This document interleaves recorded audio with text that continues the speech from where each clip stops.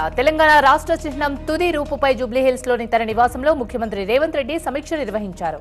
కళాకారుడు రుద్ర రాజేశం, మంత్రి జూపల్లి కృష్ణారావు, ప్రొఫెసర్ కోదండరాం, పలువురు నేతలు సమీక్షకు హాజరయ్యారు. పోరాటం త్యాగాలను ప్రతిబింబించేలా రూపుదిద్దుకోనుంది రాష్ట్ర చిహ్నం. మరోవైపు తెలంగాణ గీతం రూపకల్పన తుది దశకు చేరుకుంది. సీఎం రేవంత్ నివాసానికి డిప్యూటీ సీఎం భట్టి, కీరవాణి, అందశ్రీ వెళ్లారు. తెలంగాణ గీతం రికార్డింగ్ పూర్తి కావడంతో డెమో విన్నారు సీఎం రేవంత్. సింగర్స్ తో కలిసి తెలంగాణ గీతం రికార్డింగ్ ని వినిపించారు సంగీత దర్శకుడు కీరవాణి. తెలంగాణ రాష్ట్ర ఆవిర్భావ వేడుకలను ఘనంగా నిర్వహించనుంది ప్రభుత్వం. సీఎం రేవంత్ తో పాటు రాష్ట్ర మంత్రులు, ప్రజాప్రతినిధులు హాజరయ్యే ఈ ఆవిర్భావ వేడుకలు పెద్ద ఎత్తున నిర్వహించడాన్ని విస్తృత స్థాయిలో ఏర్పాట్లు చేస్తోంది. ఉద్యమం గన్ పార్క్ లో అమరవీరుల స్తూపం దగ్గర నివాళులర్పిస్తారు సీఎం. అనంతరం సికింద్రాబాద్ పరేడ్ గ్రౌండ్స్ లో వేడుకల్లో పాల్గొంటారు. రాష్ట్ర అవతరణ దినోత్సవ ఏర్పాట్లను పరిశీలించారు గ్రేటర్ హైదరాబాద్ మేయర్ గద్వాల్ విజయలక్ష్మి. కాంగ్రెస్ నేతలు పరేడ్ గ్రౌండ్ ను సందర్శించి అధికారులకు పలు సూచనలు చేశారు. ఐవీఎఫ్ ఒక అధునాతన సంతానోత్పత్తి చికిత్స. అనేక దంపతులకు తల్లిదండ్రులు కావాలనే వారి కలను నెరవేర్చుకోవడానికి సహాయపడుతుంది. ఈ రోజే ఓఎస్ఎస్ ఫర్టిలిటీని సందర్శించండి. అన్ని శాఖల అధికారులు సమన్వయంతో పనిచేయాలని సూచించారు. ట్రాఫిక్ అంతరాయం లేకుండా చూడాలన్నారు మేయర్. కాంగ్రెస్ సర్కార్పై కేటీఆర్ విమర్శల వర్షం కురిపించారు. తెలంగాణలో ప్రభుత్వం ఉన్నట్టా లేనట్టా అని ప్రశ్నించారు. విత్తనాల కోసం రైతులకు ఇబ్బందులు సర్కారు కనిపించట్లేదా అని ప్రశ్నించారు ఆయన. పర్యవేక్షించాల్సిన వ్యవసాయ మంత్రి ఎక్కడ ఉన్నారన్నారు కేటీఆర్. ఎన్నికల ప్రచారంలో తిరగడం తప్ప సీఎం రేవంత్ కు ముందు చూపు లేదన్నారు. ఆదిలాబాద్ లో పత్తి విత్తనాల కోసం రైతులు బారులు తీరితే లాఠీలు జులిపించడం దారుణమన్నారు మాజీ మంత్రి హరీష్ రావు. సాగునీరు, కరెంటు, విత్తనాలను అందించలేని స్థితిలో ప్రభుత్వం ఉందని విమర్శించారు. ఫోన్ ట్యాపింగ్ పై సీబీఐ విచారణ చేయాలన్నారు Congress MLC Jeevan Reddy. Phone tapping కేసులో కేసీఆర్ 100% ఇరుక్కుంటారని చెప్పారు ఆయన.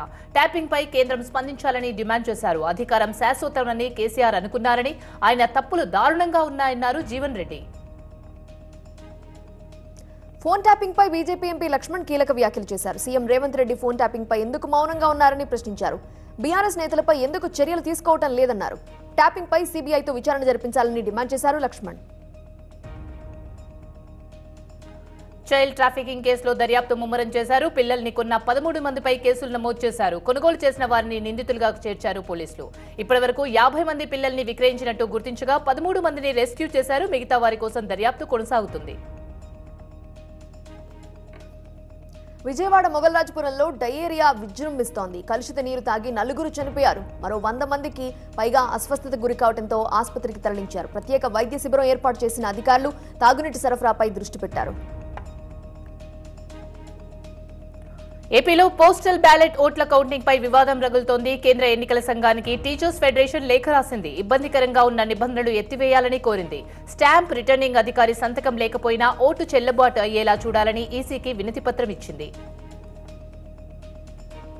ఏపీలో 5,40,000 పోస్టల్ బ్యాలెట్ ఓట్లు కీలకంగా మారాయి. గెజెటెడ్ అధికారి స్టాంపు వేయకపోయినా, రిటర్నింగ్ అధికారి సంతకం లేకపోయినా వాటిని చెల్లుబాటు అయ్యేలా చూడాలంటూ రాష్ట్ర ఎన్నికల అధికారి ఆదేశించారు. దీనిపై వైసీపీ అభ్యంతరం వ్యక్తం చేసింది.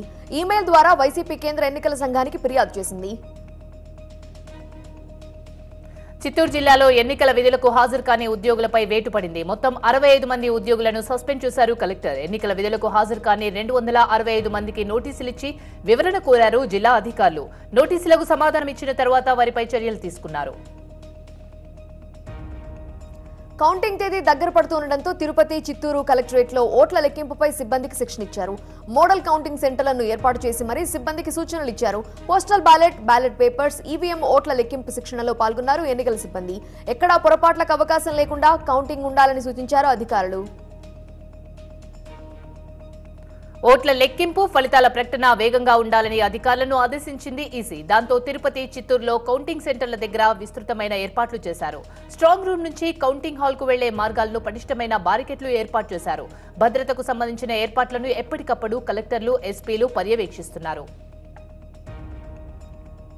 కౌంటింగ్ తేదీకి సమయం దగ్గర పడుతుండటంతో తాడిపత్రిపై పోలీసులు ప్రత్యేకంగా దృష్టి పెట్టారు. తాడిపత్రిలో భద్రత పెంచారు. కౌంటింగ్ సందర్భంగా అల్లర్లు జరగకుండా ముందు జాగ్రత్త చర్యలు చేపట్టారు. ఇందులో భాగంగా ఎమ్మెల్యే కేతిరెడ్డి పెద్దారెడ్డి, జేసీ ప్రభాకర్ రెడ్డి ఇళ్ల చుట్టూ ముళ్ల కంచెలు ఏర్పాటు చేశారు. పెద్దారెడ్డి, ప్రభాకర్ రెడ్డి ఇంటి దగ్గరకు పోలీసులు ఎవరిని అనుమతించడం లేదు. ఇద్దరు నాయకుల ఇంటి దగ్గరకు అనుచరులు రాకుండా భారీ బందోబస్తు ఏర్పాటు చేశారు. ఖచ్చితంగా మళ్లీ అధికారంలోకి వస్తున్నామని కౌంటింగ్ ఏజెంట్ల సమావేశంలో అన్నారు వైసీపీ ప్రధాన కార్యదర్శి సజ్జల రామకృష్ణారెడ్డి. జూన్ 9న జగన్ ప్రమాణ స్వీకారం ఉంటుందని, అందులో ఎలాంటి అనుమానం లేదన్నారు. కౌంటింగ్ సమయంలో జాగ్రత్తగా వ్యవహరించాలని నేతలకు సూచించారు సజ్జల. రేపు తిరుమలకు రానున్నారు కేంద్ర హోంమంత్రి అమిత్ షా. ఎన్నికల ప్రచారం ముగిశాక అమిత్ షా తిరుమలకు రానుండటంతో అధికారులు ప్రత్యేక ఏర్పాట్లు చేస్తున్నారు. రేపు రాత్రి 7:30కు వకుళమాత గెస్ట్ హౌస్ కు చేరుకునే అమిత్ షా ఎల్లుండి ఉదయం శ్రీవారిని దర్శించుకోనున్నారు. ఈసీ తీరుపై హైకోర్టుకు వెళ్తామన్నారు YV Subba Reddy. Postal ballot declaration form పై గెజిట్ సంతకం లేకుంటే దాన్ని తిరస్కరించాల్సిందే అన్నారు. దేశం మొత్తం ఒక నిబంధన ఉంటే ఏపీలో ప్రత్యేక రూల్స్ తేవడం ఏంటని ప్రశ్నించారు. ఏపీలో కూటమి నేతలు చెప్పినట్టు ఈసీ పనిచేస్తుందన్నారు వైవి సుబ్బారెడ్డి. ఓటమి భయంతోనే వైసీపీ నేతలు ఈసీపై నెపం వేస్తున్నారని విమర్శించారు బీజేపీ నేత భానుప్రకాష్ రెడ్డి. 5 ఏళ్లుగా వ్యవస్థలను నిర్వీర్యం చేసింది వైసీపీనే అంటూ మండిపడ్డారు. ఏపీ ప్రజలు వైసీపీకి వ్యతిరేకంగా తీర్పిచ్చారని, వైసీపీ ఎంపైర్ల కథ అయిపోయింది అన్నారు భానుప్రకాష్. ఏపీ ప్రజలు దీపావళి చేసుకుంటున్నారని అన్నారు. కవిత కేసులో ఈడీ ఛార్జ్షీట్ ను పరిగణలోకి తీసుకుంది ట్రయల్ కోర్టు. తదుపరి విచారణ జూన్ 3కు వాయిదా వేసింది. కవిత సహా లిక్కర్ కేసులో నిందితులకు నోటీసులు జారీ చేసింది. మరోవైపు లిక్కర్ కేసులో 6న అనుబంధ ఛార్జ్షీట్ దాఖలు చేసింది ఈడీ. కవిత, చరణ్ ప్రీత్, దామోదర్ శర్మ, ప్రిన్స్ కుమార్, అరవింద్ సింగ్ ను నిందితులుగా పేర్కొంది ఈడీ. రాశి 659 రకం పత్తి విత్తనాల కోసం ఆదిలాబాద్ రైతులు ఎండలోనూ దుకాణాల ముందు బారులు తీరారు. విత్తనాల్ని తీసుకుని వెళతామంటున్నారు. ఈ పత్తి విత్తనాలతో పంట దిగుబడి బాగా ఉంటుందని, గత ఏడాది కూడా ఇదే రకం విత్తనాలు వాడామని అంటున్నారు రైతులు. 4 రోజులుగా డిమాండ్ పెరగడంతో రాశి 659 విత్తనాలు మార్కెట్లో దొరకటం లేదని రైతులు ఆగ్రహం వ్యక్తం చేశారు. పత్తి విత్తనాల షాపులో తనిఖీలు చేశారు కలెక్టర్ రాజేష్. విత్తన కొరత, అందుబాటులో ఉన్న స్టాక్ వివరాలను షాప్ యజమానులను అడిగి తెలుసుకున్నారు. రైతుల డిమాండ్ మేరకు రాశి 659 పత్తి విత్తనాలే సరఫరా చేస్తామన్నారు కలెక్టర్ రాజేష్. పత్తి విత్తనాల కొరత ఉంది అనేది అవాస్తవం అన్నారు మంత్రి తుమ్మల నాగేశ్వరరావు. ప్రతిపక్షాలు కావాలనే దుష్ప్రచారం చేస్తున్నాయని, క్యూలో చెప్పులు, పాస్ పుస్తకాలు పెట్టిస్తున్నారని ఆరోపించారు. ఆదిలాబాద్ లో రైతులపై లాఠీచార్జ్ జరగలేదని, ఒకే బ్రాండ్కు చెందిన విత్తనాలు కావాలని రైతులు కోరుతూ ఉండటంతో ఇబ్బంది ఏర్పడిందన్నారు తుమ్మల. రుణమాఫీ విషయంలో ఆర్బీఐతో చర్చిస్తున్నామన్నారు మంత్రి. బీఆర్ఎస్ ఆధ్వర్యంలో 3 రోజులు రాష్ట్ర ఆవిర్భావ వేడుకలు జరుపుతామన్నారు బీఆర్ఎస్ నేత కన్నె ప్రభాకర్. జూన్ 1న గన్పార్క్ నుంచి 10,000 మందితో అమరజ్యోతి వరకు ర్యాలీ చేస్తామన్నారు. జూన్ 1న సాయంత్రం 6 గంటలకు గన్పార్క్ దగ్గర కేసీఆర్ నివాళులర్పిస్తారని అన్నారు ప్రభాకర్. జూన్ 2న తెలంగాణ భవన్లో జాతీయ పతాక ఆవిష్కరణ ఉంటుందని, జూన్ 3న జిల్లాల్లో బీఆర్ఎస్ ఆఫీసుల్లో వేడుకలతో పాటు పేషెంట్లకు పండ్లు పంపిణీ ఉంటుందన్నారు కర్నే.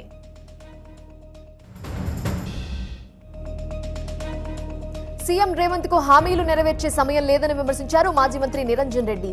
గత ప్రభుత్వంపై విమర్శలు తప్ప 6 నెలల్లో చేసిందేమీ లేదన్నారు. కాంగ్రెస్ ఇస్తామన్న బోనస్ బోగస్ అయిందన్నారు. రైతులపై లాఠీ చార్జ్ సరికాదని అన్నారు. ప్రభుత్వానికి కాళేశ్వరం నీళ్లే దిక్కయ్యాయని అన్నారు నిరంజన్ రెడ్డి. జూన్ 2న జరిగే కార్యక్రమాలకు కేసీఆర్ సహా అన్ని రాజకీయ పార్టీలను ఆహ్వానిస్తున్నామన్నారు కాంగ్రెస్ నేత అద్దంకి దయాకర్. సోనియా లేకుంటే తెలంగాణ వచ్చేది కాదని, తెలంగాణను కొందరికే పరిమితం చేయడం సరికాదన్నారు. కేసీఆర్ రాజకీయ ప్రయోజనాల కోసం పార్టీ పెట్టారని, తెలంగాణ వచ్చాక టీఆర్ఎస్ ను బీఆర్ఎస్ గా చేసి రాజకీయ వ్యాపారంగా మార్చారని విమర్శించారు అద్దంకి. అమెరికా నుండి తిరిగొచ్చారు టీడీపీ అధినేత చంద్రబాబు. శంషాబాద్ ఎయిర్పోర్టుకు చేరుకున్న చంద్రబాబుకు స్వాగతం పలికారు టీడీపీ నేతలు. పోలింగ్ తరువాత ఈ నెల 17న వైద్య పరీక్షల కోసం అంటూ విదేశాలకు వెళ్లారు చంద్రబాబు. 10 రోజుల పాటు అమెరికాలో ఉండి వచ్చిన బాబును కలిశారు పెదకూరపాడు టీడీపీ అభ్యర్థి భాష్యం ప్రవీణ్. ఉమ్మడి తూర్పుగోదావరి జిల్లాలో స్టిక్కర్ ఫైట్ నడుస్తోంది. ఎన్నికల ఫలితాలకు ముందే మా ఎమ్మెల్యే అంటూ పోస్టర్లు వేసుకుంటున్నారు నేతలు. పిఠాపురంలో పోటాపోటీగా పవన్ కళ్యాణ్, వంగా గీతా స్టిక్కర్లు వాహనాలపై అంటించారు. పవన్ మా ఎమ్మెల్యే అంటూ బైక్స్ పై ఫోటోలు వేయగా, వంగా గీత డిప్యూటీ సీఎం అంటూ కార్లపై రాతలు రాశారు. ఏపీకి తిరుపతిని రాజధానిగా చేయాలన్నారు కేంద్ర మాజీ మంత్రి చింతామోహన్. అంతర్జాతీయ ఎయిర్పోర్టు సహా అవసరమైన భూములు, మౌలిక వసతులు ఉన్నాయన్నారు. తిరుపతిని రాజధానిగా చేస్తే సీమకు న్యాయం జరుగుతుంది అన్నారు. అన్ని పార్టీలు ఈ ప్రతిపాదనను అంగీకరించాలన్నారు చింతామోహన్.